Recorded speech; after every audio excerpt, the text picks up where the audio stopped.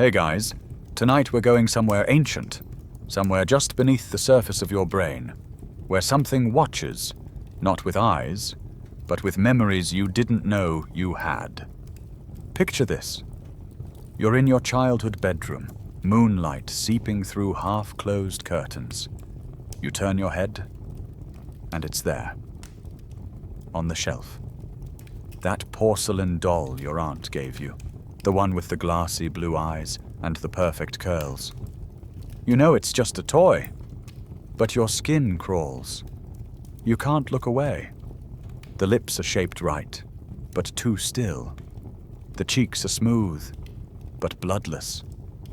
And the eyes, they glint, but they don't see. At least, not the way yours do. You feel something. Not quite fear, not disgust either. It's that in-between sensation. Like your brain is trying to warn you of something, but it's not sure what. A wrongness so quiet it slips under your skin. So before you get comfortable, take a moment to like the video and subscribe, but only if you genuinely enjoy what I do here. And hey, drop your location and what time it is where you are. Let's see how many corners of the world are drifting off together tonight. Now, dim the lights, maybe turn on a fan for that soft background hum, and let's ease into tonight's journey together. You're back in that room. The doll is still there, but now you're older, and you've seen stranger things, like those early CGI movie characters, the kind that tried way too hard to look real. You remember watching one in the theater, popcorn in hand when it hit you. The character's mouth moved like a person's, the skin was textured like a person's, but the eyes were empty. There was no soul behind them, and the more lifelike it tried to be, the more wrong it felt, like something wearing a human mask. This reaction you feel, it has a name. The Uncanny Valley. A term coined by Japanese roboticist Masahiro Mori in the 1970s. Imagine a graph. On one axis, how human something looks. On the other, how much we like it. At first, as something becomes more human-like a cartoon robot, we find it charming. C-3PO, adorable. Wall-E, practically family. But then, as it gets too human without being perfect, something strange happens. Our affection plummets, deep into a psychological ravine. That's the valley. And only if the thing becomes fully indistinguishable from a real human, every micro-expression perfect, do we climb out of that valley again. It's a strange flaw in our perception. Why would something that's almost human be more disturbing than something clearly fake? We don't flinch at a cartoon, but give that cartoon a too real skin texture, and suddenly it's nightmare fuel. The question lingers, just out of reach. Why? You could say it's just aesthetics, or bad animation, or poor lighting. But none of that really explains the depth of discomfort. That instinctive wrongness. Because here's the thing, the valley isn't just about robots or digital characters. It's not a modern phenomenon. That feeling you get, it's older than electricity, older than language. It's a whisper from your ancient brainstem, a murmur passed down through hundreds of thousands of years. And that whisper may have saved your ancestors' lives. Let's try something else. Close your eyes. You're walking through a forest at dusk. The trees are still. The air is cool. There's a figure up ahead, human-shaped, standing just off the path. You can't see the face yet, but something's wrong. The posture, the stillness. Your gut tightens. Your heart picks up. Your feet slow. Even before your conscious mind can explain why, your body has already decided. Danger. That's the Uncanny Valley in action. But here's the twist. It's not reacting to fiction. It's reacting to something real. Or it was. Long ago. Historians still argue whether Maury's theory was meant to describe a purely aesthetic phenomenon, or if it tapped into something primal. But what if it's both? What if the Uncanny Valley isn't just a quirk of the modern mind, but a fossil of survival, a deep neurobiological relic from a time when something almost human really was watching you from the shadows? This idea has gained traction in recent years, and it's a wild one. The Uncanny Valley isn't about robots. It's about cousins, ancient ones. You see, Homo sapiens, you, weren't always alone on this planet. For most of your species' history, you shared the world with other humans. Not metaphorically, literally. They walked upright, made tools, lit fires, buried their dead. But they weren't you. Not quite.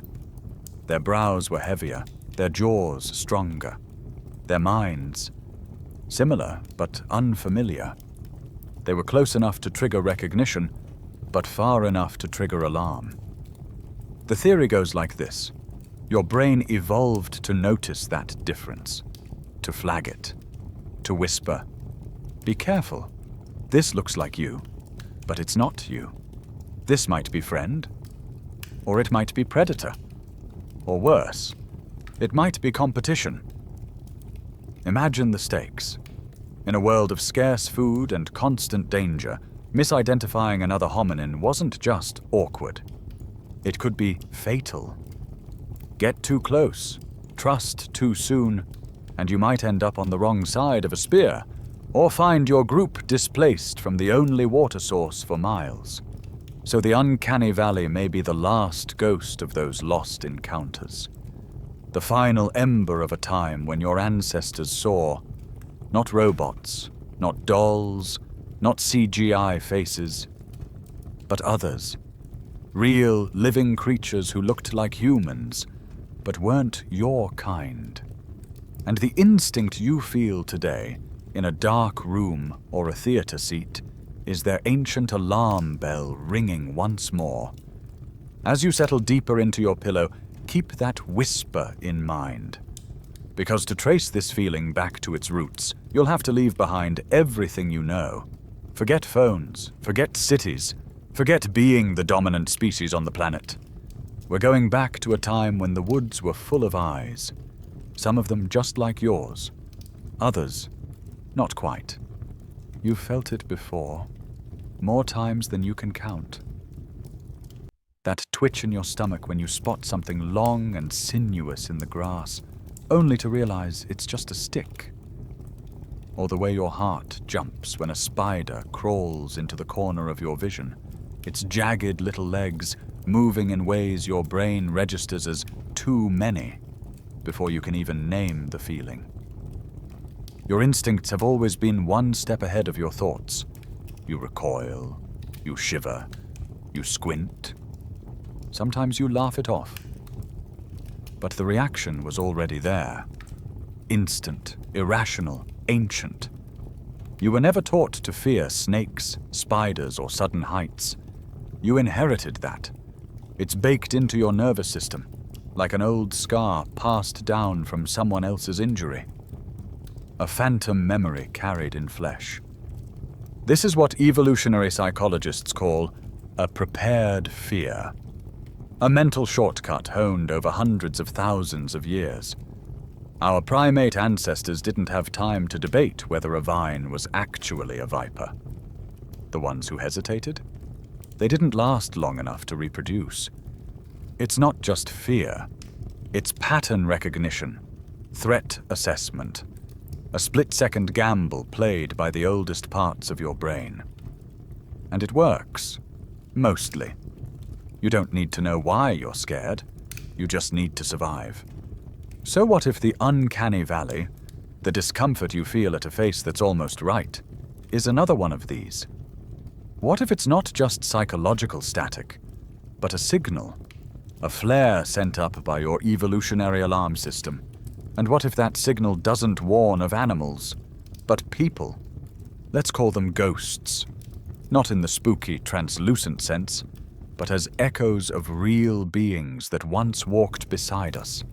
Creatures that looked like us, moved like us, maybe even thought like us, but weren't us. You see, the world your ancestors inherited wasn't some idyllic wilderness filled with deer and bird song. It was a landscape crowded with near-human minds, other hominins, other people. Some were taller, some were shorter, some had bigger brains. Others had smaller ones. Some may have had language. Others communicated in gestures, grunts, or songs we'll never hear again. They weren't monsters.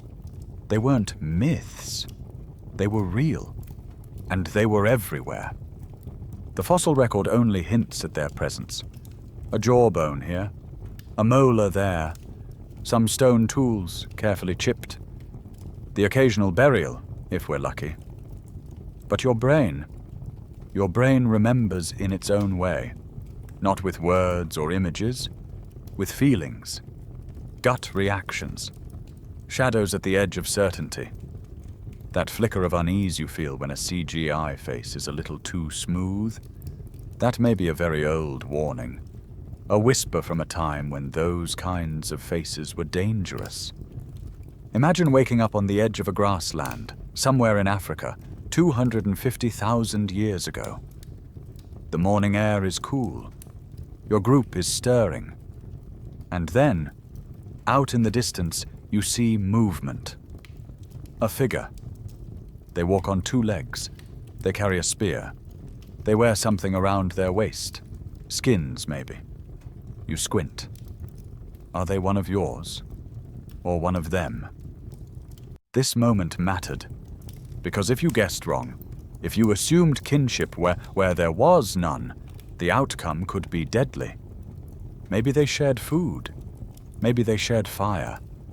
But maybe they didn't.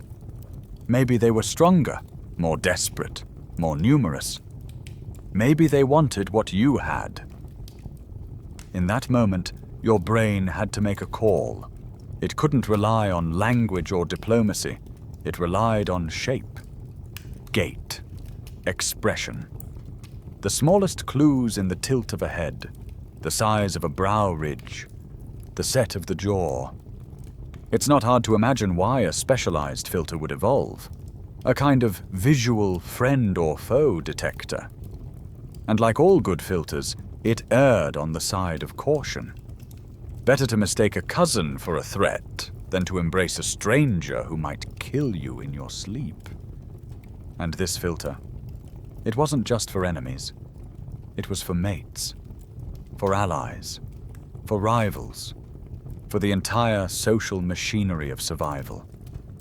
If someone looked almost right, but not quite, the warning had to be loud, immediate, and unforgettable. That warning lives on in you. Historians still argue whether early Homo sapiens ever truly knew they weren't alone, or if they simply reacted to the unfamiliar with instinctive caution. The archaeological record is maddeningly silent on their feelings. Bones don't carry memories, but brains might. Even today, babies show signs of uncanny valley reactions. Studies have shown that infants as young as 6 months old react differently to faces that fall into that almost human zone. They look away. They frown. Something in them whispers, wrong. No one taught them that. They weren't raised on horror movies or glitchy video games. They're tapping into a deep system, one that seems to come pre-installed. And this system isn't limited to the uncanny valley. Think about how quickly you detect insincerity in someone's smile, or how your gut reacts to a person who seems off, even if they say all the right things. These judgments happen fast, way too fast for conscious thought. They're instinctive, and sometimes they save us. Your ancestors didn't have security cameras or tribal ID cards. They had pattern-matching software wired into their eyes. And when that software screamed, "This looks human, but isn't," they listened. The Uncanny Valley, then, isn't just a psychological hiccup. It's a ghost signal from a time when life was full of close calls and near misses. A time when the difference between us and not us wasn't just cultural, it was biological. To trace it, we need to go back even further. Back before cities, before fire pits, before the first word was spoken. To a planet that didn't belong to you. Because here's the thing. For most of our species' history, we were not alone. And if you want to understand why a plastic doll or a wax figure makes your skin crawl, you need to meet the ones who came before, and the ones who came so close to being human. They almost fooled you. So you've landed in a time not your own, a world of muscle and bone, of instinct and firelight. But what you haven't yet grasped is just how crowded it is. If you've grown up picturing human evolution as that famous march of progress, a caveman slowly standing taller until, voila, he's wearing a suit, you've been lied to. That neat little line, it's fiction. A flattering one. One where every step leads directly to you. But nature isn't that polite. Real human evolution isn't a line. It's a bush. Twisted, tangled, chaotic. More like a messy ball of Christmas lights that someone swears was in a perfect coil when I put it away last year. For every hominin branch that led to Homo sapiens, there were dozens that dead-ended, split, or merged. Imagine standing on the savannah with the sun just breaking over the horizon. From where you are, you could look in nearly any direction, and if you had the right kind of eyes, spot a different kind of human. Each one walking upright, each one carrying their own story, and none of them quite like you. Let's name some of the neighbors. To the west, there are the Neanderthals, big-boned and barrel-chested, adapted to the cold like walking space heaters. You'll get to know them soon. They're not gone yet. To the north and east, the Denisovans, shadows of the genetic past. You won't find many of their bones, but they've left a breadcrumb trail in your DNA, especially if your ancestors hail from Oceania or East Asia. In the dense forests to the south, there's a stranger still, Homo naledi. Small brains, curved fingers for climbing, but they bury their dead, deep in caves, in darkness. That one still keeps archaeologists up at night. And on the islands beyond the Indonesian Sea, tiny people, Homo floresiensis. The hobbit, if you're feeling whimsical. Just over a meter tall, with feet too big for their bodies and a brain not much larger than a chimpanzee's. And yet, they made tools. They hunted elephants. They were not simple. Now, here's a curveball. All of these species, and more, coexisted. Not thousands of years apart. Not in fossil layers like pages in a book. No, they overlapped. The world 50,000 years ago was a true ensemble cast. A Paleolithic roommate situation with no lease agreements and a lot of territorial disputes. This is Paleolithic diversity, and it's not the exception. It's the rule. The strange thing isn't that Homo sapiens once shared the planet. The strange thing is that we don't anymore. Historians still argue whether we were always destined to be the last ones standing, or whether something happened. Maybe it was gradual, a trickle of extinctions, climate shifts, competition, disease. Or maybe we were less passive. Maybe we made sure we were alone. But for now, let's not jump ahead. Let's just sit in the wonder of it. The knowledge that your ancestors walked among other kinds of people. Not metaphors, not metaphysical, Real, breathing, fire-making, meat-roasting people. And that means something. It means that the Uncanny Valley wasn't just a theory waiting for robots to come along. It was active. It had work to do. Because your ancestors had to distinguish between friend, foe, food, and family. And sometimes the categories blurred. What happens when you meet someone with fire in their hands and a glint of language in their eyes, but a jaw built for crushing bone? What happens when you see a figure in the dusk and your brain can't decide whether it's one of your own? Well, it triggers a response, a physical, visceral one. The very same one you feel today, watching an AI-generated face that looks real, but doesn't blink quite right. That's not coincidence. That's memory. Deep, ancestral memory. A warning, curled up in your DNA like a sleeping snake. You see, the Uncanny Valley might not be a response to non-human at all. It might be a response to almost human, to once human, to the ghosts of cousins who shared our firelight, then vanished. And here's something else to think about as you sink deeper into your sheets. If you'd been born 100,000 years ago, you wouldn't have been the modern human. You'd have been just another version, one species among many. You might have known others by name, or feared them by sound. You might have traded with them, fought them, even loved them. The borders of humanity were blurrier back then, much blurrier. And your mind, yours right now, is a product of those blurred lines. That twitchy, unsettled feeling in your chest when you see a face that's just off. That may be the last shred of awareness that, for most of human history, human didn't mean what it means today. It meant variety.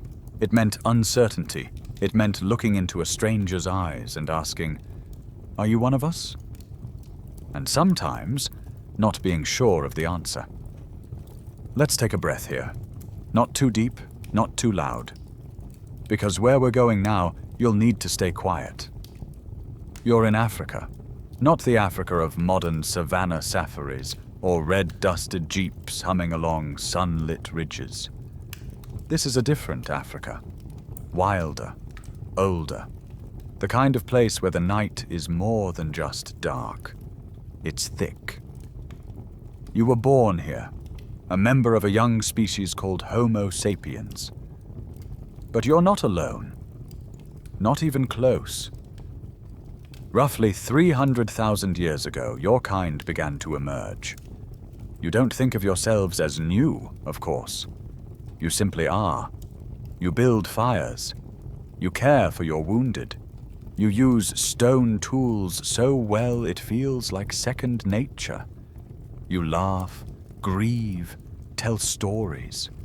Your bones and brains are different enough for modern scientists to recognize you as us.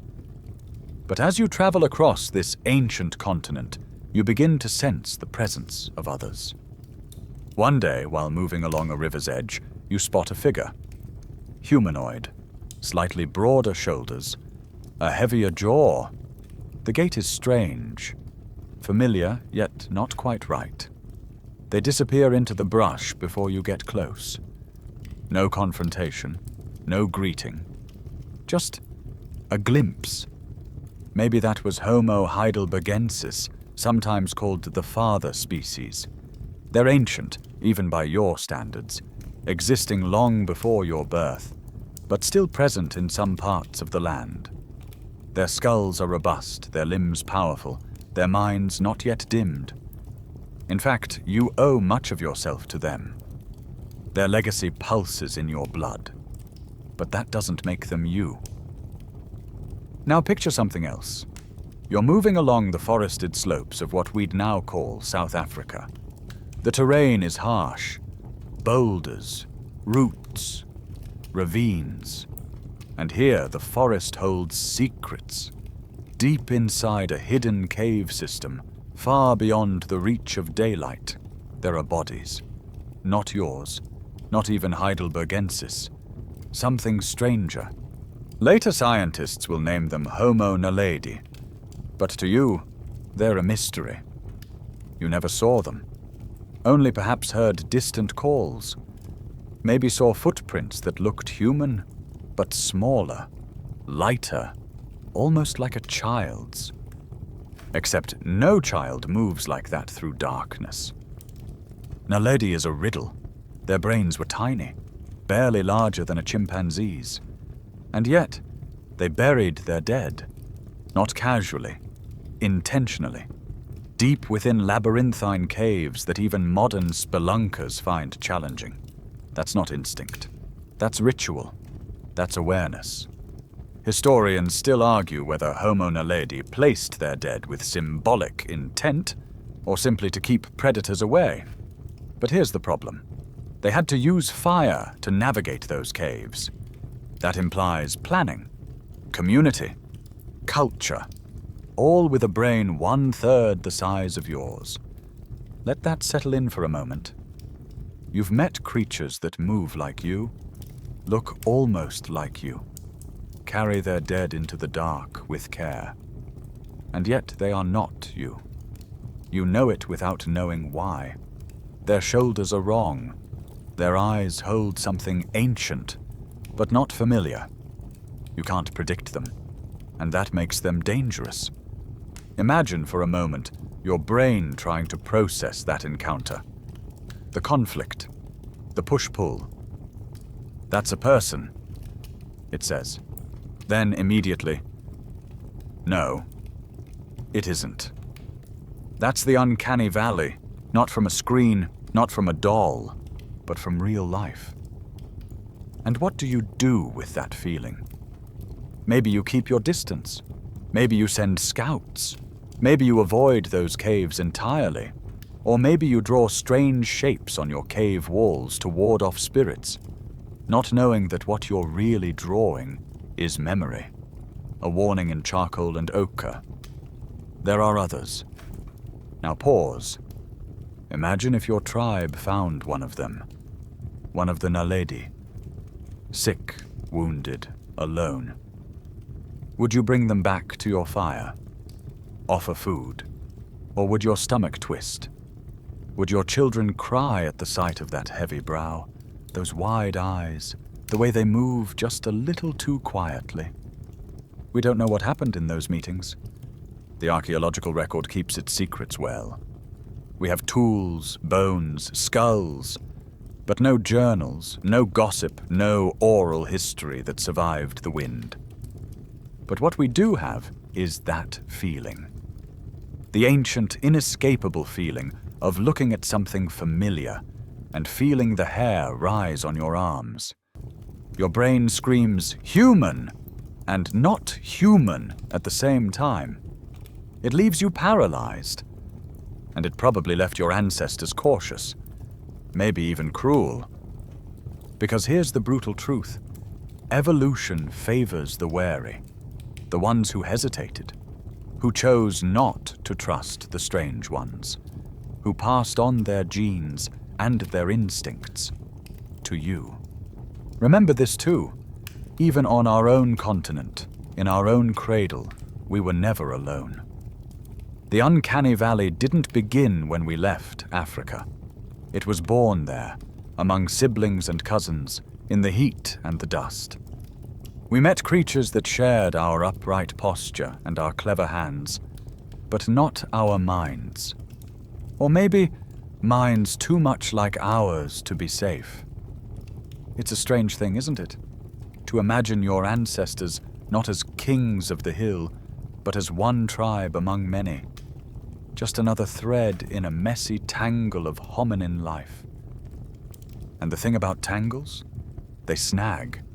They catch on you. Even now, lying in your warm, safe bed, the memory clings. Of others you never knew. Of figures in the dusk. Of voices in the caves. Of people who buried their dead in silence. and left you with a feeling you can't quite name. Now, picture the moment when your ancestors began to leave home. Not for a weekend trip or a casual stroll, but for good.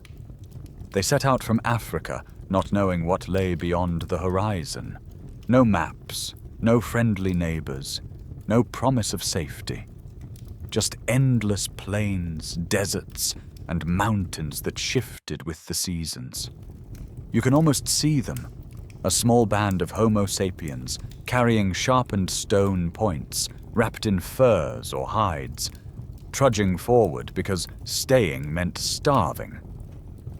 Or worse. This migration, this great departure, wasn't a single event.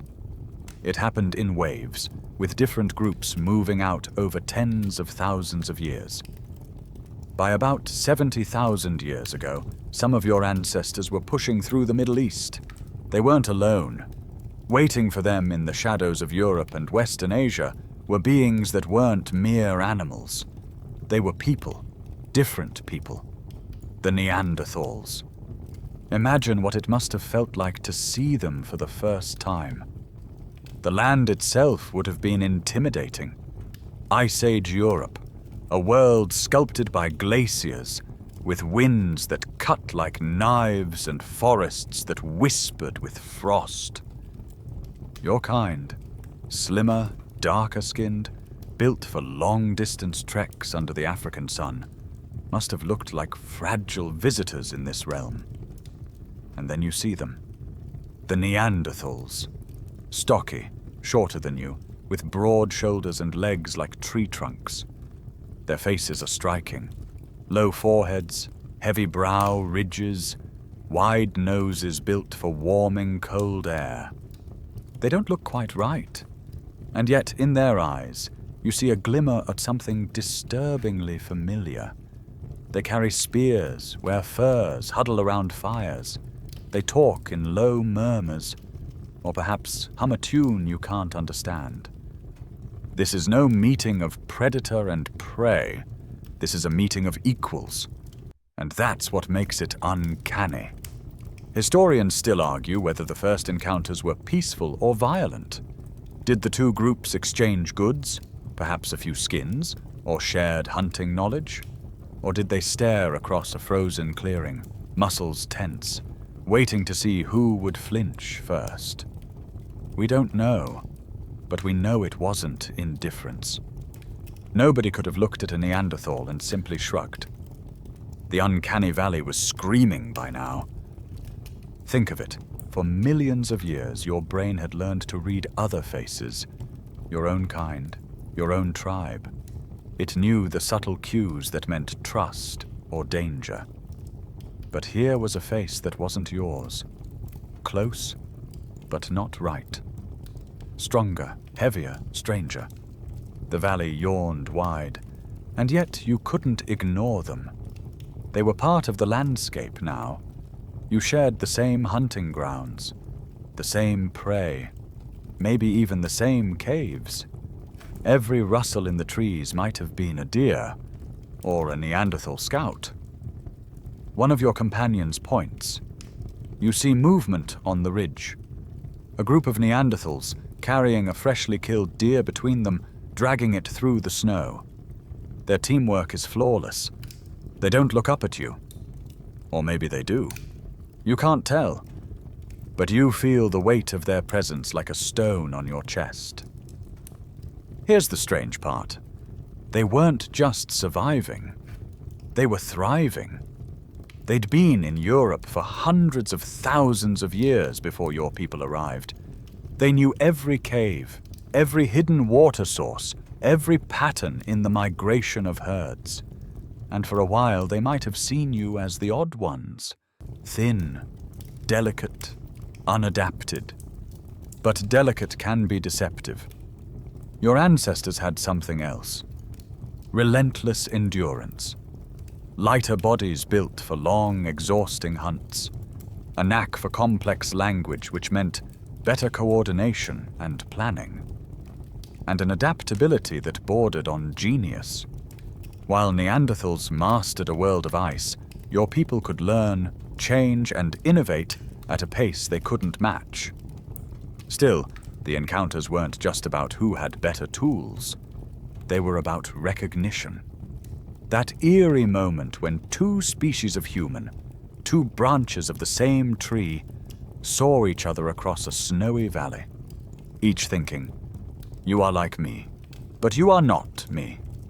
Modern archaeologists sometimes find evidence of shared campsites, some tools that seem to blend Neanderthal craftsmanship with sapiens' creativity. Were these signs of collaboration? Did they ever sit by the same fire? Or are we just projecting our own longing for connection onto the past? We can't say for sure, but we do know this. In those moments, your ancestors' uncanny valley instincts were firing like an alarm bell. It wasn't just about competition or fear. It was about identity. It was about seeing a reflection of humanity, different enough to unsettle, similar enough to haunt. And perhaps, as night fell and fires burned low, some of your ancestors lay awake, staring at the sky, thinking of the strangers out there, wondering whether they'd meet again, wondering, maybe, if they were looking up at the same stars. The Neanderthals. You've seen them in textbooks and cartoons, stooped, shaggy, clutching clubs, muttering grunts through crooked teeth. It's a persistent image, and it's wrong. You've been sold a caricature, a convenient foil to your own species. But here's the truth. The more we learn about them, the more the mirror sharpens, and the reflection looking back is not that of a brute, but a cousin. Let's step closer. Their build was impressive. Shorter than you, yes, but solid. Neanderthals were the human equivalent of tanks. Dense bones, thick muscles, and chests built like barrels. Their fingers were broad and powerful, their joints reinforced. These weren't gym bodies. They were survival bodies, evolved for the cold, for close-quarter hunting, for lifting, throwing, butchering. Imagine grappling with a reindeer twice your size, on icy terrain, using nothing but spears and courage. Neanderthals did it daily. Now take a look at their skulls. Not primitive, just different. The brow ridge, thick and shadowing the eyes, wasn't a flaw. It was part of their evolutionary toolkit. Their wide nasal cavities weren't a sign of some cartoonish flaw, but an ingenious solution for warming, freezing air before it reached the lungs. Everything about them was built for Ice Age Europe. Every inch of them told a story of adaptation, not inferiority. And yet, it's their minds that truly close the gap across the Uncanny Valley. Their tools, known as the Mysterian tradition, weren't crude. They were complex, standardized, and tailored to specific tasks. These weren't just rocks. They were shaped, retouched, and reused, often transported long distances. Neanderthals weren't improvising. They were planning.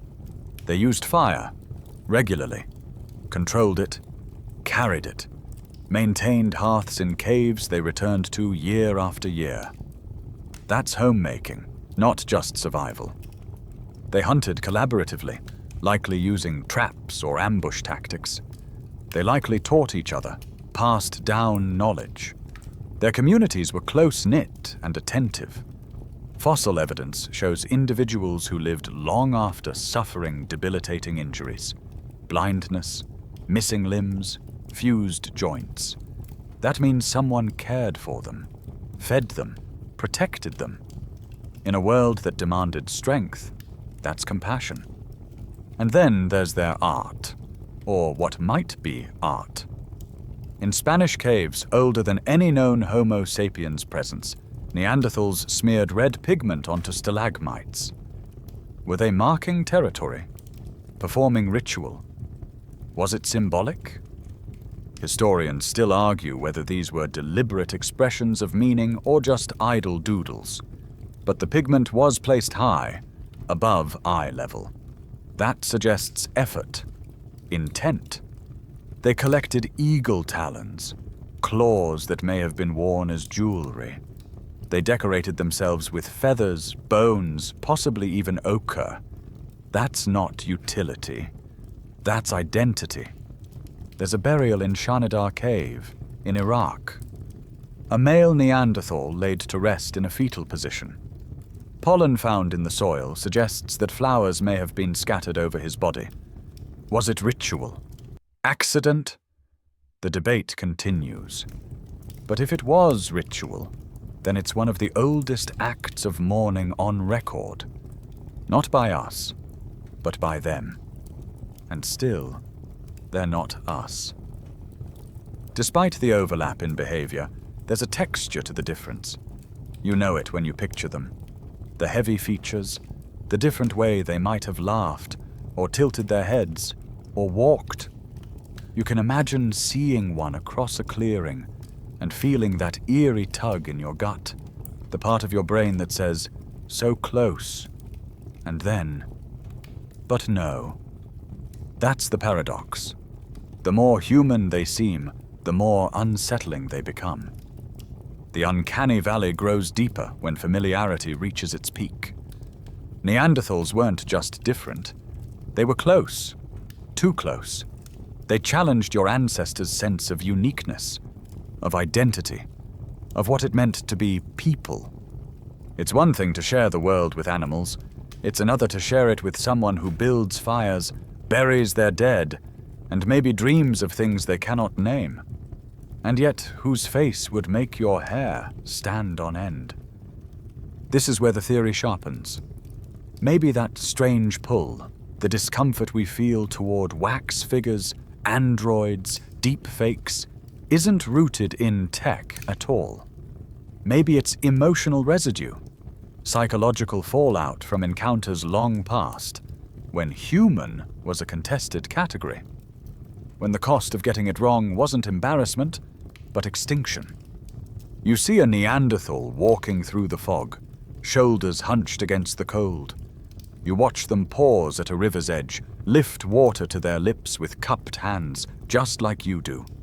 And yet your chest tightens, your brain flinches. You're not reacting to their strangeness, you're reacting to their similarity, with just enough difference to be dangerous. And perhaps the scariest part isn't that they were so alien, but that they weren't. So now you've seen them, really seen them. The Neanderthals, not hunched over or dragging clubs, but crouched by firelight, carving a flint tool or handing a child a roasted marrow bone. Close enough to imagine a conversation. Close enough that if one sat beside you right now, you might almost forget they weren't just another human. Until you caught the shape of their eyes in the flickering shadows. But here's the twist in this uncanny story. They weren't just neighbors or competitors. They were lovers. Wait, what? That's right. You didn't just share the world with Neanderthals, you shared DNA. Because at some point, and likely more than once, someone crossed the line. Someone didn't listen to the alarm bells. And from that union, a child was born. A hybrid. We know this not from scrolls or myths, but from something far more intimate. Your genome. If you're of non-African descent, there's a good chance that 1 to 2% of your DNA is Neanderthal in origin. Not metaphorically, not as a metaphorical shared ancestor thing. Literal stretches of code, inherited through time, passed down generation after generation, like a genetic whisper. And it gets even weirder. Some people, particularly in parts of Oceania, carry even higher percentages of another archaic species, the Denisovans. That's a separate story, coming soon. But for now, focus on this astonishing reality. Our ancestors didn't just fear or fight the other hominins. Sometimes, they mated with them. Now let that uncanny valley feeling creep back in. because suddenly the line isn't so clear. Neanderthals were different enough to trigger deep, instinctive wariness, yet similar enough that under certain stars, by certain fires, that wariness was overridden. Maybe it was survival, maybe desperation, maybe even desire. We'll never know the shape of those moments. But they happened, repeatedly, and still, it wasn't simple. Genetic evidence shows that while interbreeding occurred, it wasn't always successful. Some Neanderthal sapiens hybrids likely had reduced fertility. Certain genetic combinations didn't mix well, and over time, natural selection filtered out most of the shared DNA. The few fragments that remain today are the evolutionary leftovers, the traits that didn't kill anyone, or maybe even offered a slight advantage. So what does that mean? It means your ancestors lived in a state of constant ambiguity. Imagine the emotional and social terrain of encountering a being who walks like you, speaks in guttural syllables, gestures, cooks meat, mourns their dead, and yet smells different, moves with a different rhythm, laughs at the wrong moments. You know they're not your kind, but still, you hesitate. That hesitation is the uncanny valley. Not revulsion, not outright fear, but deep, cautious confusion. It's a kind of emotional static, your brain picking up two channels at once. One says, "That's a person." The other whispers, "Not quite." Historians still argue whether Homo sapiens and Neanderthals ever formed long-term social bonds. Did hybrid children grow up among sapiens? Among Neanderthals? Did either group accept them, or were they seen as strange, cursed, in between? We have no stories from that time, only fossils. But one skeleton, known as Oase 1, found in Romania, belonged to a human who lived just 40,000 years ago. Their DNA tells a shocking tale. They had a Neanderthal ancestor only 4 to 6 generations back. That means their great-great-grandparent was a Neanderthal. Not ancient history, living memory. A grandmother, perhaps. What kind of life did they have? Were they welcomed? Pitied? Feared? There's something deeply haunting in the idea that your ancient brain, your uncanny radar, was forged in this crucible. A world where the other wasn't always across the valley. Sometimes they were in your arms. You can feel it, can't you? That creeping uncertainty, that primal suspicion, that ancient question that once meant life or death. Are you one of us? It wasn't rhetorical, it wasn't philosophical, it was literal. And yet, for all the conflict, all the avoidance, something in us, something deeply human, sometimes reached across that divide, despite the instincts, despite the valley, because desire, curiosity, and loneliness are powerful things. And evolution, for all its cold efficiency, doesn't always write in straight lines. It scribbles, it loops, it tries things out. And sometimes it lets the uncanny into the camp. So now, as you lie there, drifting into quiet, try this strange bedtime comfort. Inside you, right now, are fragments of a story written not just by your species, but by the others who walked beside us. You carry the ghosts of rivals and lovers both. That's not something to fear. That's something to remember. By now, you've grown used to the Neanderthal, the slope of the brow, the weight of the limbs, the ghost of shared fires and mingled blood. But don't get too comfortable, because the valley gets deeper, and colder, and quieter. We're heading east now, far east, to a cave in the Altai Mountains of Siberia. Cold, high, remote. a place few humans ever reach, even today. The year is 2008. A team of archaeologists digs in a layer of sediment untouched for tens of thousands of years. They aren't expecting much, but then they find it. Not a skull, not a skeleton, a finger bone. Tiny. A child's pinky, fossilized in time. They don't know it yet, but this fragment will open the door to an entire lost world. When scientists sequence the DNA from this bone, what they discover is electrifying. It's not Neanderthal. It's not sapiens. It's something else. A cousin we didn't even know existed. They name this new group Denisovans, after the cave where the finger was found. No one alive has ever seen their face. Not exactly, because the Denisovans left behind almost no visible trace. Just a handful of bones, that finger, a few teeth, part of a skull. No full skeletons, no cave art, no stories. They are, in many ways, the ultimate uncanny presence, there and not there, human and not. But here's the uncanny twist. They're in you too.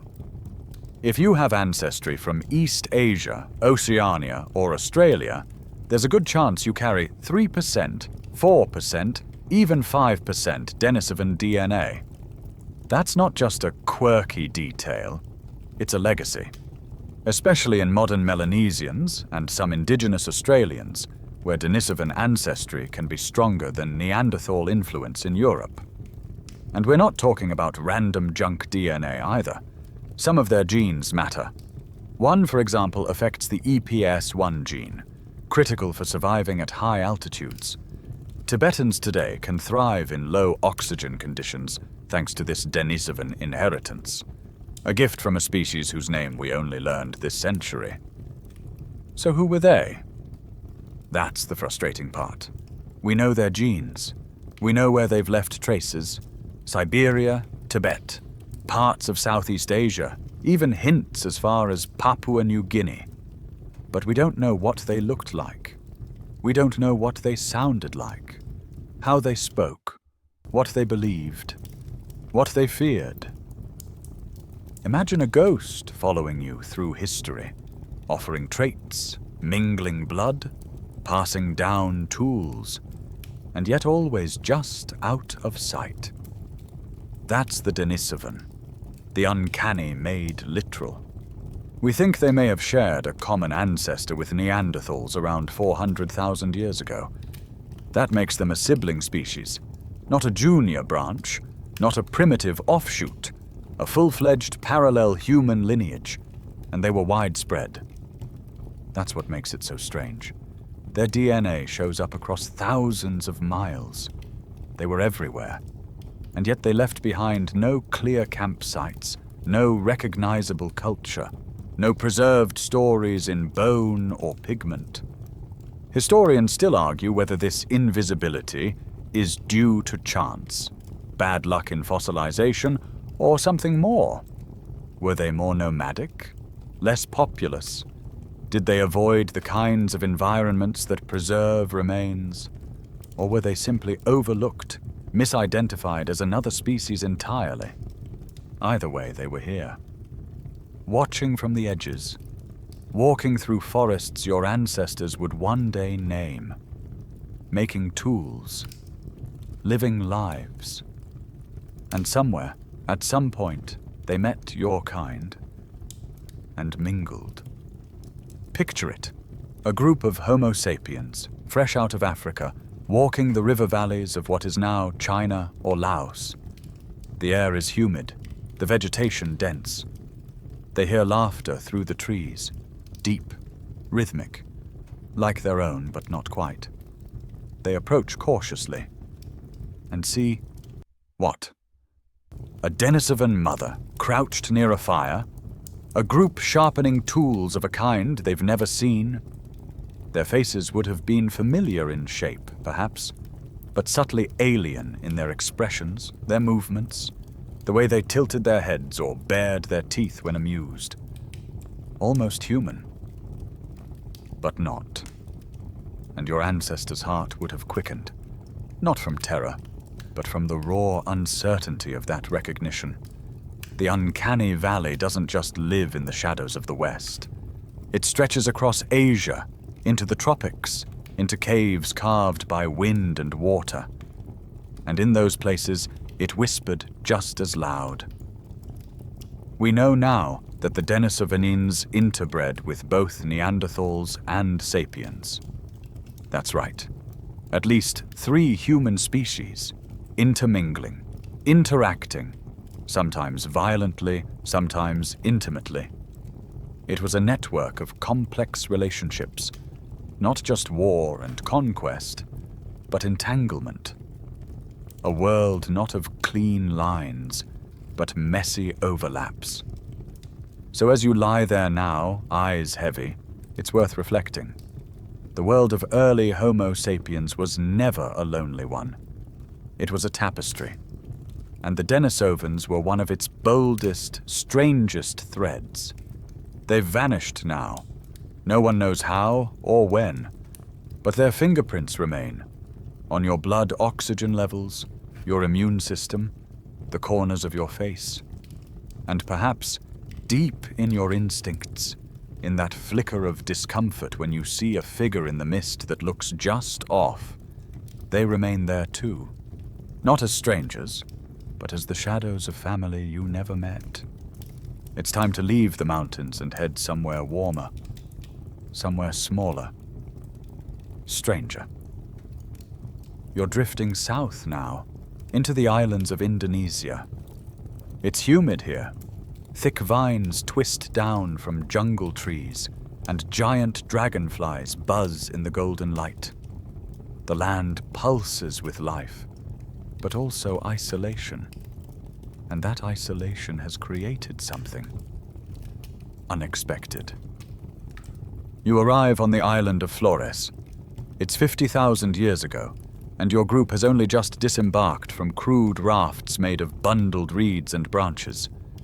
You're tired, but alert, because there are whispers among your people, whispers of small footprints, shadows darting between banana trees, laughter in the night, high-pitched, but not quite childlike. And then you see one, standing on a rock, perfectly still, watching, barely over a meter tall. Arms thin but agile, hair tangled, feet large, almost comically so. The face looks human at first glance, but then the proportions shift in your perception. Forehead too small, jaw too forward, eyes a little too wide apart. The Uncanny Valley opens its mouth again. You've just met Homo floresiensis, the hobbit. Now, don't let the nickname fool you. These weren't fantasy creatures. They were real hominins, walking the same earth as you, perhaps speaking their own language, carving tools, and chasing pygmy elephants through the underbrush. That's not a joke. On Flores, elephants had become miniature over generations, a phenomenon known as island dwarfism. Resources were scarce, big animals became small, and humans adapted. Homo floresiensis likely descended from Homo erectus, or another early hominin that made it to the island hundreds of thousands of years earlier. Once there, evolution did its strange, quiet work. The result was a human. Sort of. With a brain no larger than a grapefruit, and yet capable of making stone tools as sophisticated as any Neanderthals. Historians still argue whether floresiensis crafted those tools themselves or inherited them from earlier ancestors. But either way, they used them, and used them well. What would that meeting have felt like? Not fear, exactly. Not disgust. Just confusion. Your brain trying to assign a category. Is this a child? No. Too self-possessed. Is this an animal? No. Too upright. Is this a person? Maybe. They lived in caves, cooked food, possibly used fire. There are signs that they hunted cooperatively, bringing down small prey together, processing it in shared spaces. They likely had a sense of community, perhaps even rituals. But their voices, if they had them, would have sounded high and strange. Their eyes might have lingered a moment too long when they looked at you. And remember, this wasn't ancient history. The most recent bones we've found of Floresiensis date to about 50,000 years ago. That's the same time your ancestors were island hopping through Southeast Asia, headed toward Australia. You were contemporaries. You might have traded glances, or spears. So what happened? Did your ancestors kill them? Outcompete them? Bring new diseases? Or did the two groups simply keep their distance, the uncanny feeling too strong to bridge? We don't know. They vanish from the record like so many others, quietly, without fanfare. But they're not the only island ghost. In 2019, scientists announced another surprise: Homo luzonensis, from the island of Luzon in the Philippines. Small again, with curved toes and fingers. A mosaic of ancient and modern traits. Not Floresiensis, but something else. Another offshoot, another echo. It's almost like the islands were sanctuaries for these forgotten branches of the human family tree. Places where evolution could tinker, slow things down, make strange adjustments. And into these sanctuaries came you. Taller, more numerous, better armed, and carrying, deep in your nervous system, a feeling. They're not like us. Picture a child from your group stumbling into a hobbit settlement, coming back and whispering what they saw. Little people, with big eyes. They ran when I waved, but they watched from the trees. What stories would your people have told? What names would you have given them? Today, in local Indonesian and Filipino folklore, there are tales of forest spirits, small, quiet, shy creatures who live apart from humans, watching from the trees, vanishing if approached. Some say they steal food. Others say they protect the jungle. Is it coincidence or cultural memory? Some researchers believe these legends might be echoes of real encounters with hominins now lost to time. Not elves, not goblins, but real beings, with real bones now buried beneath volcanic ash and jungle soil. And perhaps buried somewhere deeper still, in your instincts. The Uncanny Valley here doesn't just warn of infection or predators.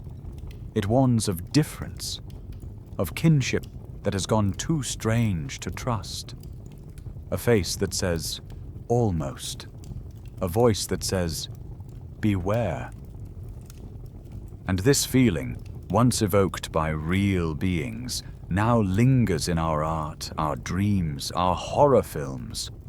We think we're scared of things that aren't human, but maybe what unsettles us most is what almost is. So next time you're on a dark path and you feel eyes on you from the underbrush, ask yourself, is it your imagination? Or just your ancestral alarm system doing its job? After all, once upon a time, the jungle wasn't empty. Close your eyes for a moment and picture the world, not as it is, but as it was 60,000 years ago. No borders, no cities, no nations. Just endless forests, rivers, and mountains under the stars. Now fill that world with people, not just Homo sapiens, but an entire ensemble cast. In Africa, early sapiens hunt antelope under the savanna sun. In Europe, Neanderthals squat around a fire, cracking bones for marrow. In Siberia, Denisovans watch the aurora flicker overhead. In Indonesia, tiny floresiensis track a pygmy elephant through the misty undergrowth. This isn't science fiction. This was Earth. For the first time since the dawn of bipedal apes, the planet hosted a chorus of human species. At least 5, maybe more. Some scientists suspect there are still undiscovered branches, species we haven't found because they lived in places where bones don't fossilize well, or because they left behind no skeletons, just genes that quietly entered our own. It's hard to fathom, isn't it? The idea that humanity wasn't a single thing. It was a spectrum, a family with strange aunts and mysterious uncles. Some tall, some small, some brilliant fire makers. Others cave dwellers with language we'll never decode. This is where the Uncanny Valley deepens into something more than a psychological reflex. It becomes a cultural memory, a shadow that follows us, not just individually, but collectively. Because you have to ask, what happened to all of them? The Neanderthals? Gone. The Denisovans? Ghosts in our genome. Floresiensis, Luzonensis, Naledi. Extinct, silent, mysterious. Only Homo sapiens remain. You remain. And yet, you don't walk alone. The faces of the past still linger at the edge of consciousness. Perhaps not in bone or in campsites, but in the things we whisper in the dark. Think about it.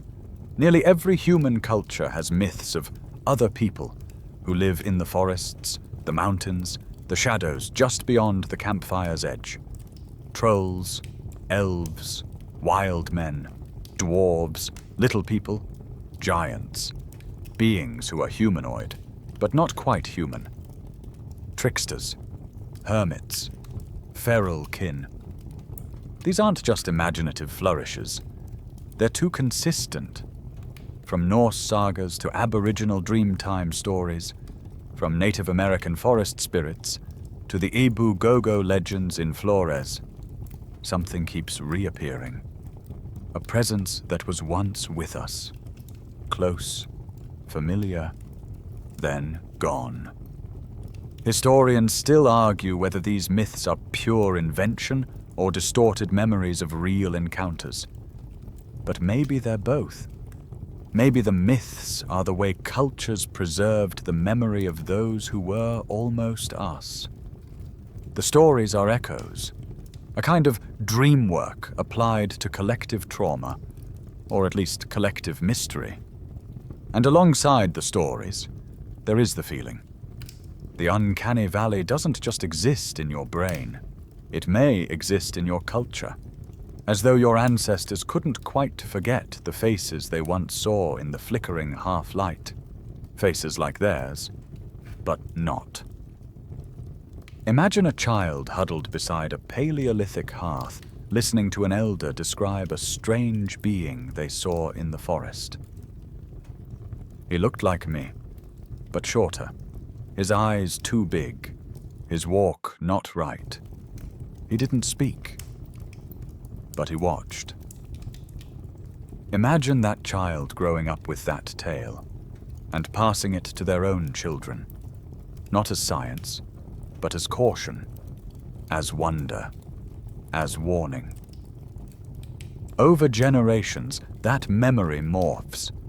It picks up magic, mystery, metaphor. The almost human becomes the troll under the bridge, the shapeshifter in the hills, the not quite one of us who must be kept at bay. And so the Uncanny Valley, once a survival instinct, becomes a genre. You see it in horror films, the doppelganger, the android, the evil twin, the thing that looks human but isn't. Not really. You feel it in AI-generated faces that stare too long. in wax figures that don't breathe, in masks too lifelike to be safe. We are haunted not just by fear of monsters, but by the memory of kin we couldn't understand. That's the difference. It's not alienation. It's recognition. Distorted, incomplete, unsettling. Our myths are the stories we told after the encounters.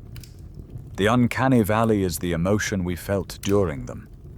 It's the emotional residue of a long, complicated past. A survival instinct, yes, but also a scar. Because coexistence wasn't easy. It was competition, conflict, occasional intimacy, and constant confusion. There was no script for meeting another kind of human. Your brain just tried its best, and it left behind a feeling. So here you are, all these thousands of years later, watching a video game character smile a little too widely, and your stomach flips. You might think it's the lighting, the texture, the rendering, but maybe it's older than that. Maybe it's the ancient part of your brain saying, "I've seen this before, and I survived it." Maybe it's not a glitch. Maybe it's a memory.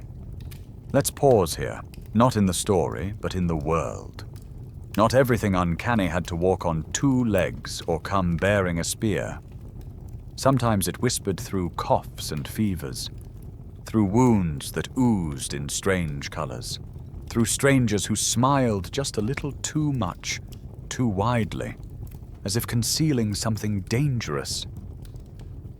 Let's talk about sickness. You don't live in the same world your ancestors did. You've got antibiotics, sanitation, clean water, and hospitals that hum with fluorescent lights. But back then, illness wasn't invisible. It was everywhere. It wasn't just a thing that happened sometimes. It was a constant, lingering threat. A single infection could wipe out a family, a village, an entire lineage. So the brain learned to watch for it. A crooked posture, a strange rash, skin that's too pale or too red, eyes that twitch instead of blink, movements that are just a beat off tempo from the norm. None of these scream disease on their own, but together they trigger something deep, something automatic. This is called pathogen avoidance behavior, and it's not just a fluke of evolution. It's one of your oldest defenses. Now here's where the uncanny valley slips quietly into frame. Because a human who looks almost right, but just wrong enough, may be triggering that exact mechanism. The face that's too still, the mouth that moves but doesn't smile quite right, the skin that's waxy or off-color. It's not just aesthetic discomfort, it's biological panic. Your brain is scanning for clues. Are they sick? Are they dying? Can they pass something to me? Historians still argue whether ancient humans had a conscious concept of contagion, or whether they simply avoided the visibly ill out of habit. But regardless, the instinct would have been there, long before germ theory. And not just for strangers. Even a tribe member who looked off could suddenly become the object of fear. Now imagine the problem gets bigger. Imagine the other you meet isn't just ill. They're an entirely different species. One that walks like you, talks like you, shares your space, but carries unfamiliar pathogens. Viruses and bacteria you have no immunity to. That's not speculation. That's biology. When isolated populations meet for the first time, disease follows. We saw it during the European colonization of the Americas, when smallpox and measles decimated indigenous populations. The same principle applies in deep prehistory. When Homo sapiens met Neanderthals, Denisovans, and others, the first weapon wasn't a spear, it was a sneeze. So now the uncanny valley becomes more than discomfort. It becomes strategy. Your ancestors weren't just being cautious, they were being alive, avoiding those who looked different, who moved differently, who blinked oddly or stood just a little too still. Wasn't prejudice. It was immune system politics. And it didn't stop with infection. Think about genetic health. The face is a billboard of your DNA. Symmetry is usually a sign of robust development. Smooth skin, clear eyes, coordinated movement, all signals of a healthy mate. And your ancestors noticed. Without knowing it, they read every twitch, every angle, every missed beat as a potential warning. So when someone steps into view who looks human, but whose features don't match the known patterns, your brain reacts. It flags them. It says, this might be bad for reproduction. This might be bad for survival. And here's the twist. That system didn't evolve just to reject the sick or the foreign. It evolved to optimize everything. Reproduction, group cohesion, survival odds in a brutally competitive world. Your brain wants health, predictability, familiarity, and anything outside that template, whether it's a deformed limb, a face that doesn't quite track with yours, or a hybrid being from another human species, sets off silent alarms. You've felt it in hospitals. You've felt it in funeral homes. You've felt it watching movies where the CGI isn't quite there yet. Your mind searching the face for something that says, this is safe, this is human, and not finding it. That unease isn't a modern glitch. It's prehistoric software still running on Stone Age logic. Even today, studies show we tend to judge faces that deviate slightly from the average as less trustworthy, less competent, less desirable. That sounds harsh, but it's not cruelty. It's efficiency. Your brain is playing the odds, trying to predict the future based on patterns it inherited from ancestors who had everything riding on getting it right. And while that instinct helped them avoid danger, it also came with a cost. Overcorrection. False positives. Faces flagged as dangerous that were merely unfamiliar. People shunned for looking a little off. Groups divided by facial features that had nothing to do with threat, but felt like it. So the Uncanny Valley isn't just ancient, it's still shaping your world. From who you trust to who you avoid. To the subtle discomfort you feel when a humanoid robot turns its head half a second too late. You're not broken. You're remembering. Remembering a time when a strange face might carry plague, when a warped smile might mean weakness, when your own survival depended on spotting the wrongness before it came too close. That legacy is still in you. Quiet, cold, watching, just like the ancestors it once protected. Let's dim the lights a little more, because now we drift into one of the oldest, coldest instincts you've ever carried. The line between the living and the dead. You've felt it. Everyone has. That eerie tension when you're near a body that used to be someone. It doesn't move. It doesn't breathe. And yet, you hesitate to turn your back on it. You whisper, you step lightly, even when you know it's no longer alive. That reaction isn't cultural. It's neurological. Your brain sees a face and expects it to behave like a living one. When it doesn't, when the mouth stays still, the eyes don't blink, the chest doesn't rise, your threat detection system flares like a struck match. This is the other side of the Uncanny Valley. Not almost human, as in another species, but almost human, as in not quite alive. A figure that looks like it should move, but doesn't. A stillness that doesn't feel like sleep. A wrongness that has nothing to do with aggression or illness, and everything to do with the silence of stopped breath. Now picture your ancestors. Picture them living in a world where death was never far. A hunting injury, a fever, a fall from a cliff. The people you loved could die without warning. And when they did, they didn't vanish. They stayed. Their bodies lingered. And you had to deal with them. Historians still argue whether early hominins had formal rituals for their dead, or whether they simply dragged the body away from camp and moved on. But by the time of Neanderthals and early sapiens, we see burials, graves, maybe even offerings.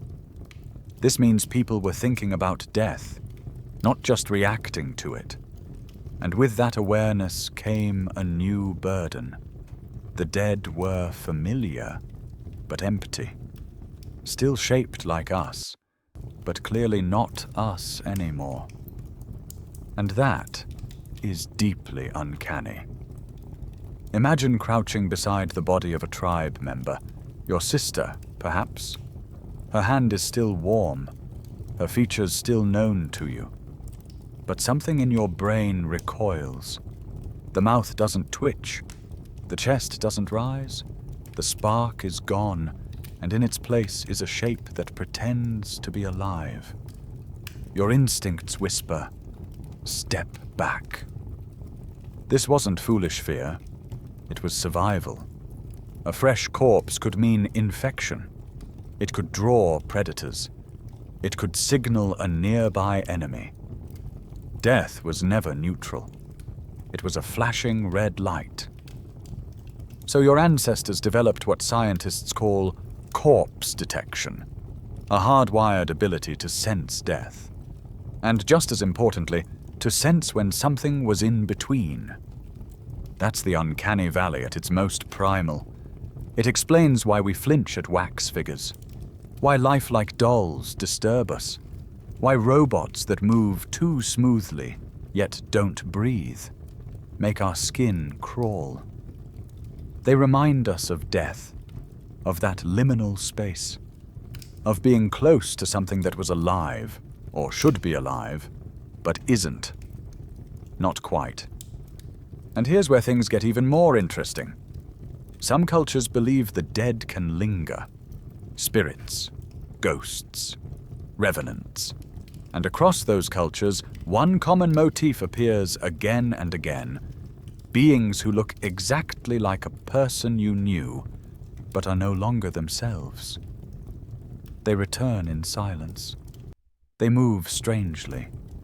Their gaze is too intense. Their skin too pale. They knock at the door, but they're not who they used to be. That's Uncanny Valley territory. And it didn't start with horror movies. It started with funerals, with shadows, with a brain that evolved to tell life from death in a fraction of a second. Now imagine this unsettling twist. You're living in a time when other species of human walk the earth, and their faces, their voices, their stillness, it all sits at the edge of what you know. How does your brain respond? With conflict. It sees life, but maybe not soul. It sees movement, but not warmth. It sees a face like yours, but still as stone. And part of you recoils, not because it's dangerous, but because it reminds you of death. Think again of Homo naledi, the cave dwellers who buried their dead deep underground. They entered the dark willingly, hauling bodies into the abyss, perhaps with ritual, perhaps with grief. They were small. Their brains were primitive by our standards. And yet they seemed to understand. This body is not a rock. It meant something. It still does. Would your ancestors have understood their silence the same way? Or would they have seen them emerging from a cave and thought, ghosts? And let's not forget modern examples. Zombies. That peculiar cultural obsession with walking corpses. They don't run. They don't talk. But they move. And when they look at you, it's with eyes that see, but don't register. It's no accident that the Uncanny Valley dips lowest for zombies and reanimated beings. They hit every evolutionary alarm. Human-shaped, but lifeless. Dangerous, but slow. Familiar, but corrupted. It's not the gore that scares us. It's the disconnection. The valley, in this case, is a bridge between memory and decay. A reminder that the line between us and not us is drawn not just in blood or speech, but in breath, in gaze, in motion. And when something walks that walks like a human, but isn't, your brain knows.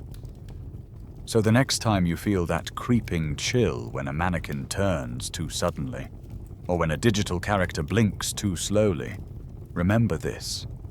Your ancestors stood beside corpses in the dark, and your body still remembers. You're lying still now, deep into the story, but let your mind stay alert, because this next part is about something even older than death, even stronger than fear. It's about belonging. For most of your species' existence, survival didn't depend on how sharp your spear was or how fast you could run. It depended on whether you had people, a tribe, a group that looked at you and said, "Yes, you're one of us." If you belonged, you ate. You were protected. You were mourned when you died. If you didn't, you were alone, and alone meant dead. That's why your brain is built to scan faces, not just for signs of life or sickness, but for membership. You read expressions, skin tone, posture, symmetry. You notice accents, eye contact, clothing, hair, the tilt of a smile. All of it gets run through the ancient sorting software. Is this my group, or is this a stranger? It's fast, it's mostly unconscious, and it's relentless. This is the us versus them instinct, and it's not some moral failing. It's a relic of evolutionary math. Groups that trusted each other survived. Groups that didn't? Well, ask the bones scattered in the bottom of the cave. Now imagine what happens when you encounter someone who doesn't fit the template. Someone who looks almost like you.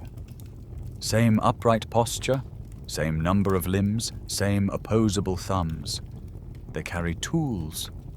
They laugh. Maybe they speak a few words that sound like your own. But something's wrong. Their eyes are deeper set. Their brow heavier. Their gait different. Their gestures too slow or too fast. They smell unfamiliar. They don't flinch the way you do. They don't smile at the right time. Your brain panics. It's not revulsion. It's not fear. It's uncertainty. And uncertainty for ancient humans was more dangerous than open threat. That, right there, that's the Uncanny Valley triggering your social threat detection system. A little red flag waving from the amygdala. It says, I don't know what this is, but treat it like danger just in case. This instinct isn't just reactive, it's anticipatory. It's about predicting the future. Is this person going to help me? Hurt me? Take my food? Steal my mate? Infect my group? Or, more confusingly, all of the above. Now picture your ancestors meeting a group of Neanderthals in a valley. Not 1 or 2, but 10. Maybe more. They're clustered together, working in rhythm, skinning an animal or boiling water in a stone bowl. One looks up. Your people freeze. The uncanny feeling doesn't come from one face. It comes from all of them. The way they move as a unit, like a slightly out-of-sync mirror version of your tribe. It's like watching yourself from a dream, recognizable, but deeply unsettling. And then, one of them smiles. Not like you do, not with the eyes. The lips stretch, but the rhythm is wrong. A mimicry, maybe. Or maybe it's genuine. You don't know. That's the problem. Your social software starts glitching. Is this an invitation? A threat? Are they family? Are they rivals? Historians still argue whether Homo sapiens and Neanderthals ever exchanged rituals or language. But what's certain is this. They encountered each other often enough to matter. And those encounters were charged. Electrified by recognition and rejection all at once. Because when you meet a different species of human, it's not like meeting a predator. A lion doesn't pretend to be you. A leopard doesn't share your fire. But Neanderthals? Denisovans? They did. They blurred the line, and blurring the line makes you nervous. Why? Because the stakes are high. If you misidentify a rival as a friend, you could lose everything. Trust them too soon, your camp gets raided. Hold back too long, you miss a chance to share knowledge, genes, food. It's like standing on a cliff in fog. You don't know what's ahead, but you know it's steep. So your brain takes no chances. It deploys the Uncanny Valley. Not to make you panic, but to make you pause. This pause is what protected your ancestors. It gave them time to scan, analyze, step back. It was a buffer. A reflexive question. Are they one of us? And if the answer wasn't immediate, they were filed under not. Even today, this instinct haunts us. We feel it with strangers who look almost familiar. Accents that are close to our own, but not quite right. Faces that defy easy categorization. The moment of hesitation when someone breaks a subtle social script. You're not being rude. You're being ancient. You are, in that moment, the descendant of 1,000 quiet standoffs in the woods, of 100 uncertain campfire glances, of countless conversations cut short by instinct. It's why we're tribal. It's why them still feels like a threat long after the danger has passed. And maybe, just maybe, it's why we've always told stories about others, about wild people in the forest, about shapeshifters and tricksters, about those who look like us but aren't. Because the line between human and not human wasn't always drawn in bone or blood. Sometimes it was drawn in a glance, in a heartbeat, in the wordless whisper, "Be careful, they are not one of us." Now we enter the deepest chamber of the Uncanny Valley. You've crossed through sickness, through death, through stranger detection. But here lies the most intimate, and perhaps the most conflicted, layer of all, reproduction. Because at some point, despite all the ancient alarms, the whispers of not quite right, someone looked across the campfire, saw a face unlike theirs, and still wanted. That desire, that decision to approach rather than avoid, to reach out rather than recoil, may be one of the strangest acts your ancestors ever committed. Let's call it what it was: hybridization. You already know that Homo sapiens interbred with Neanderthals and Denisovans. The evidence is in your cells. You carry alleles that weren't invented in your lineage. They came from other people, people not quite like you.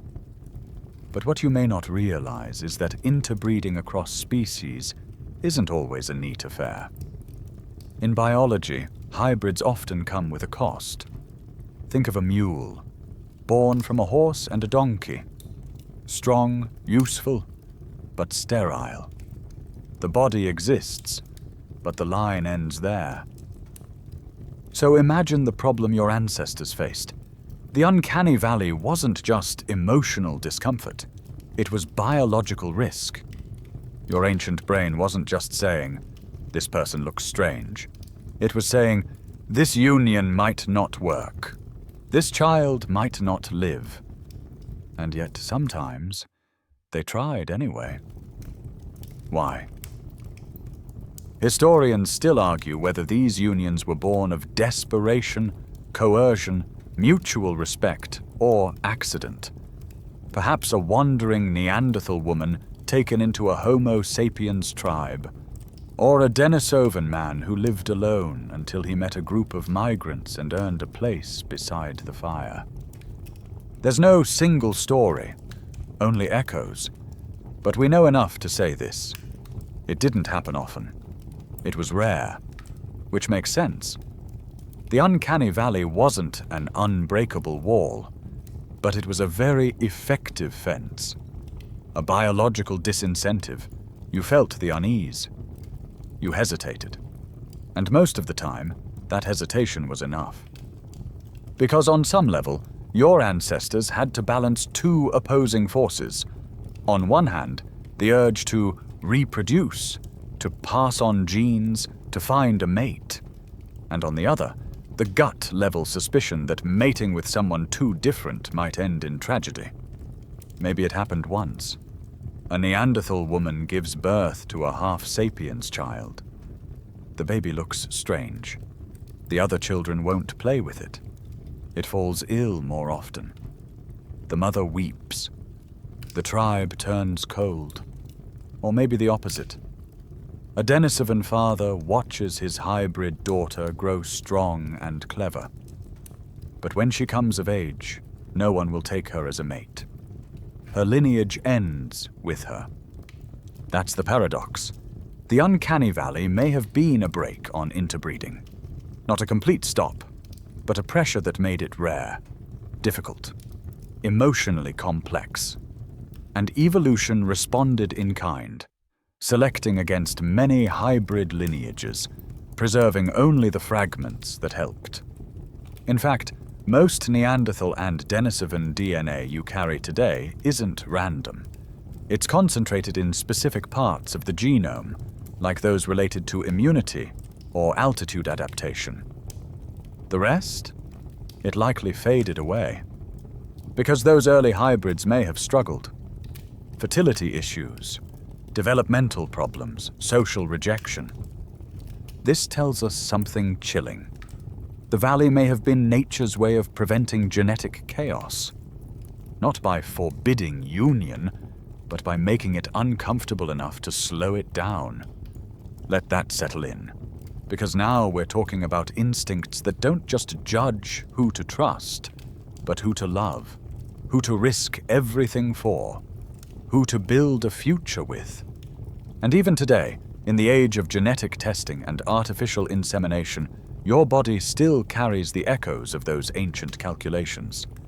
You may think you choose partners based on personality, intelligence, shared interests, but studies show we are constantly, often unconsciously, scanning for facial symmetry, familiar proportions, vocal tone, even scent. Signs of genetic health, of compatibility. And if something is off, if a face feels just a little too strange, a little too wrong, we recoil, not out of cruelty, out of survival. So imagine again the moment when a Homo sapiens male met a Neanderthal woman. She stares back, unblinking, brow low, jaw wide. He feels the valley open. He hesitates. But maybe she smiles. Maybe she shows him how she uses her tools. Maybe they sit beside a river. Maybe for a moment the alarms fade. And a child is born. That child's bones are long gone, but their story is written in your blood. Their existence meant someone overcame the uncanny. But it also meant someone felt it first, because the valley isn't absolute. It's conditional, flexible. Evolution didn't build you to be a robot. It built you to adapt, to be wary but not paralyzed, to sometimes reach across the line, even when it's dangerous, even when it hurts. You're here because they did, but you still carry the tension, the pull of the unfamiliar, the resistance to the almost human, the hesitation before you decide yes or no. The Uncanny Valley isn't just about androids and dolls and wax figures. It's about love. It's about fear. It's about the ghosts of choices made long before you were born. Let's bring things inward now, out of the jungle, away from ancient fires, past the stories and shadows, and into the soft folds of your own brain. You've traveled far to understand the Uncanny Valley, through landscapes teeming with cousins, through hybrid births and ancient rivalries, through myth and memory. But none of this would matter without the machinery that lets you feel the wrongness. The place where the valley lives is inside your skull. Modern neuroscience has begun to unravel what happens when you see a face that's almost human. Not weird-looking, not cartoonish, but uncannily close. Too close. And yet, just wrong enough to make your stomach clench. Let's walk through that moment. A face appears. On a screen. In a dream. In a room. Your visual cortex lights up first, located at the back of your brain. It's responsible for taking in shape, symmetry, color, motion. It sees the eyes, the mouth, the structure. It recognizes this is a face. Check. Then more subtle systems kick in, especially the fusiform face area, or FFA, a part of your temporal lobe. It's dedicated almost entirely to processing human faces. It reads micro-expressions, emotional tone, identity. It's how you know a smile from a smirk, a laugh from a leer. But here's the problem. The uncanny face confuses the FFA. The eyes might look human, but they don't blink right. The skin has pores, but doesn't move like real skin. The smile happens, but not at the right time. It's all almost right, which is worse than totally wrong. So now, other brain regions jump in. The medial prefrontal cortex starts working overtime. This area helps you judge social cues, empathy, and intention. You're trying to figure out, is this a real person? Do they have a mind?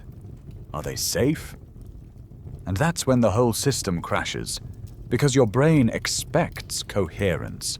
It wants patterns. But an uncanny figure violates the pattern in subtle, jarring ways. It says, I am human, but then it acts inhuman.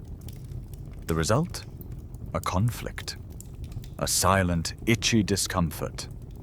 Your brain doesn't know where to file this. And in that moment, the amygdala, the fear center, lights up like a firework. Historians still argue how deeply this system is rooted in evolutionary pressures versus cultural learning. But neuroscience gives us a clue. These reactions happen fast, before conscious thought. You don't choose to feel disturbed. You just are. It's not disgust. It's not fear. It's a mismatch between input and expectation. A glitch between this looks human and this isn't behaving right. And your brain hates glitches. Even more fascinating, fMRI studies show that when people look at faces that fall into the uncanny valley, their brains show activity patterns similar to those triggered by ambiguity. The same areas light up as when trying to solve a visual illusion or when interpreting a misleading statement.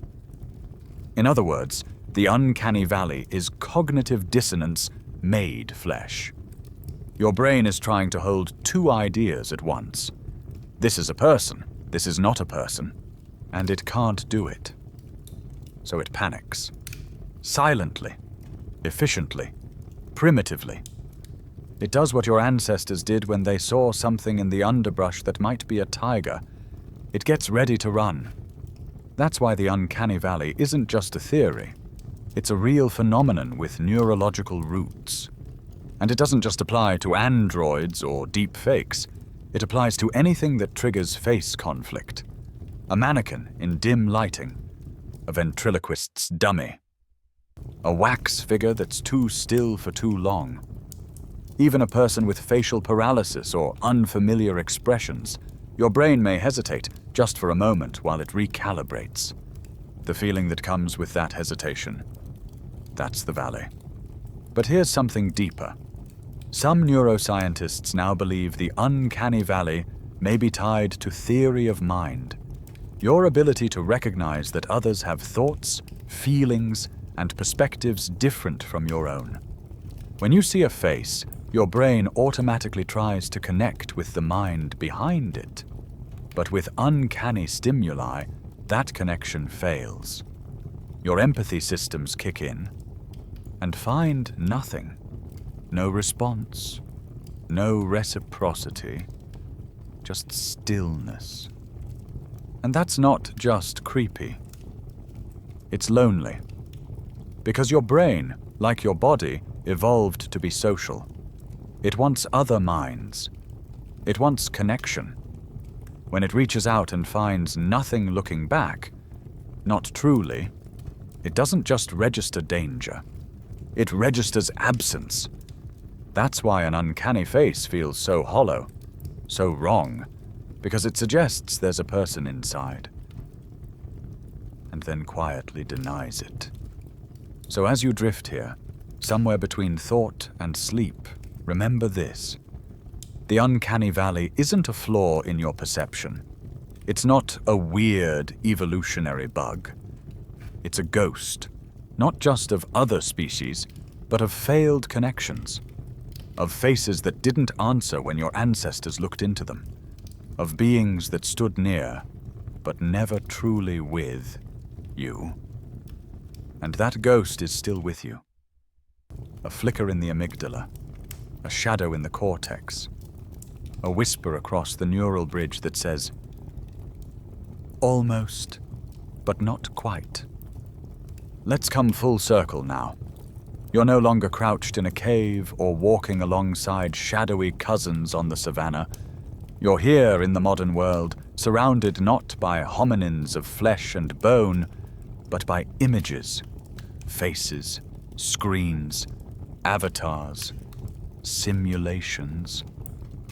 And yet, that same feeling returns. You see a CGI character in a blockbuster film. The skin is realistic. The eyes are glossy. The lighting is perfect. But when they move, when they smile, something in you cringes. You don't even know why. Or you scroll past a photo on social media. A pretty girl, a charming guy, nothing obviously wrong. Until you pause. Zoom in. The teeth are too smooth. The ear is misshapen. The lighting on the cheek doesn't match the shadows. You realize, with a flicker of dread, this person doesn't exist. This is the Uncanny Valley in the digital age. And it's not just annoying anymore. It's not just creepy. It's dangerous. Because technology has found a way to bypass the thresholds your ancestors evolved. Your Stone Age brain is being hacked by pixels, code, deep learning algorithms, and the consequences are unsettling. Consider deep fakes. These aren't crude masks or rubbery animations. These are faces that move like real people, speak in familiar voices, mimic every micro-expression you trust. But they're fake, fabricated, synthesized. They live in the space between recognition and deception, and your brain struggles to keep up. Historians still argue whether Uncanny Valley responses will dull with exposure, whether our children or grandchildren will grow immune to it, raised in a world of avatars and AI-generated influences. But for now, that valley is still steep, and it's filling fast. Your emotional reflexes weren't built for this. The part of your brain that evolved to spot the odd brow ridge on a Denisovan face is now being asked to evaluate digital avatars giving TED Talks. The ancient neural net that kept you alive in the Pleistocene is now tasked with telling real from fake on a 6.7-inch screen. And it's failing. Because your brain is trusting. That's what made Sapiens successful in the first place. You connect, you empathize, you believe. Those instincts, meant to strengthen group bonds, are now vulnerabilities. Every time you see a face that makes you pause, that lingers in your mind, that makes you feel something you can't quite name, that's the uncanny valley flaring up. Your biological radar trying to decide, do I trust this? Do I run? And in the digital world, those instincts matter. They shape who you follow, who you believe, who you vote for, who you fall for. If someone's avatar hits the right notes, just enough realism, just enough emotion, you may find yourself nodding along, even if they're nothing but code. The uncanny valley, once a defense against genetic confusion and tribal threat, is now a line between reality and illusion.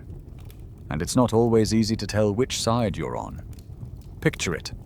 A YouTuber with a too perfect face, blinking just a beat too slowly. A virtual customer service rep with voice inflection so eerily natural it sends goosebumps up your neck. A political candidate delivering a flawless speech that was entirely generated by AI.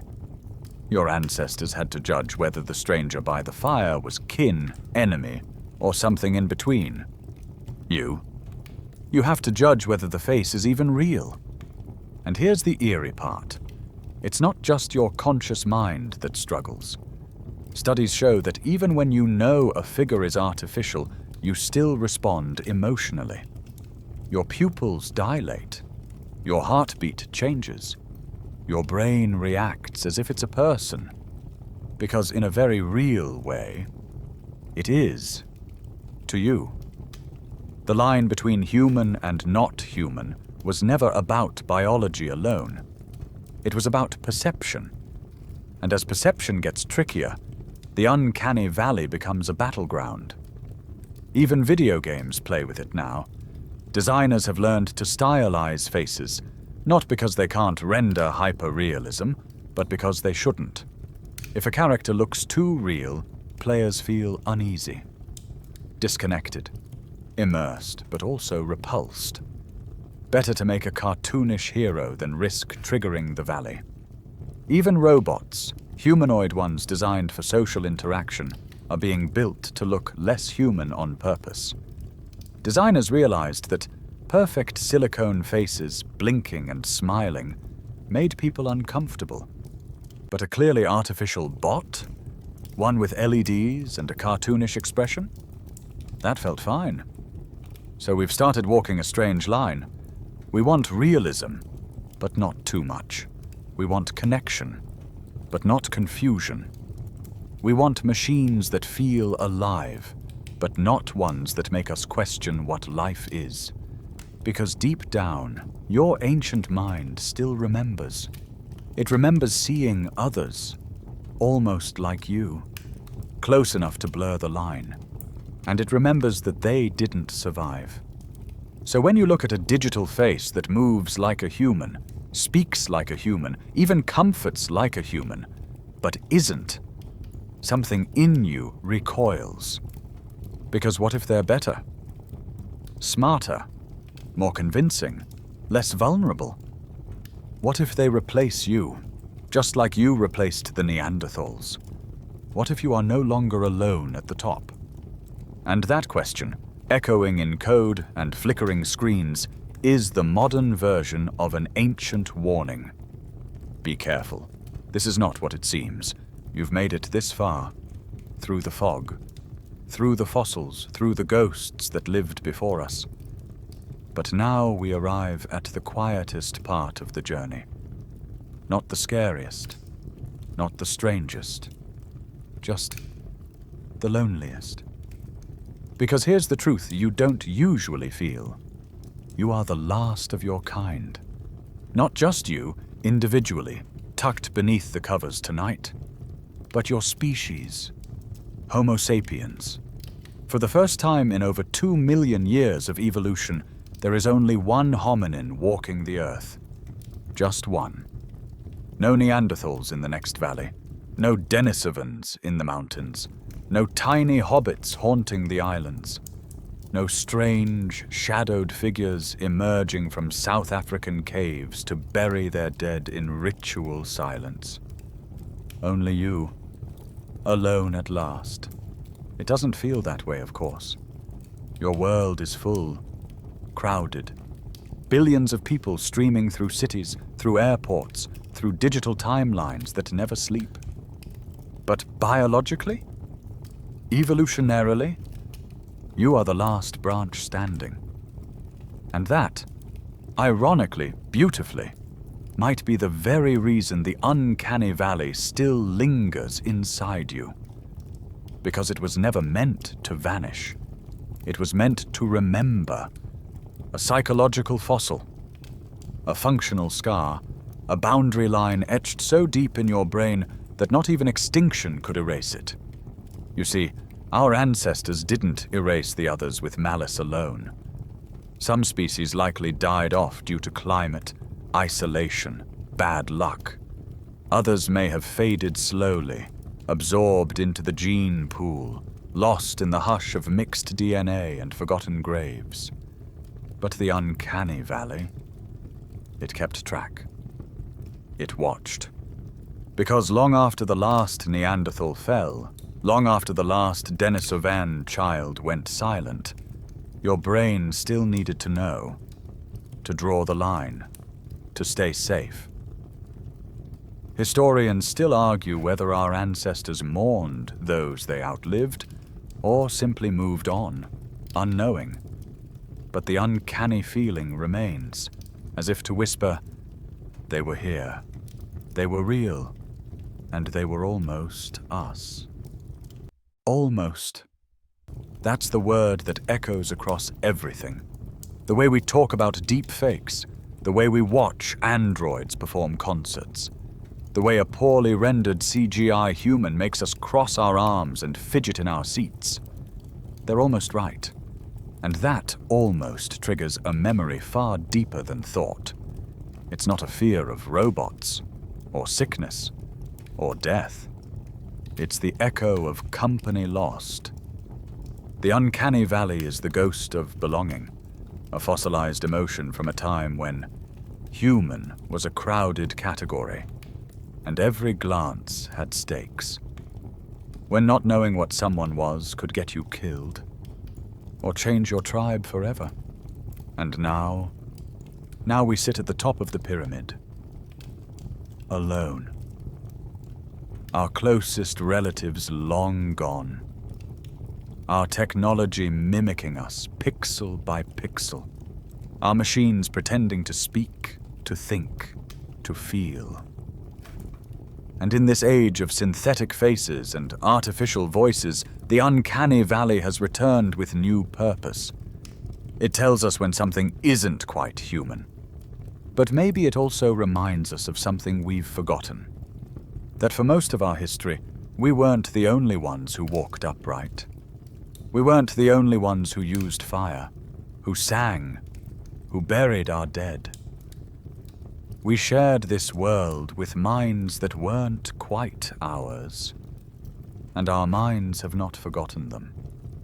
So as we build androids, avatars, and artificial companions, as we send out signals into the stars, hoping for someone, anyone, to answer, we bring that old feeling with us.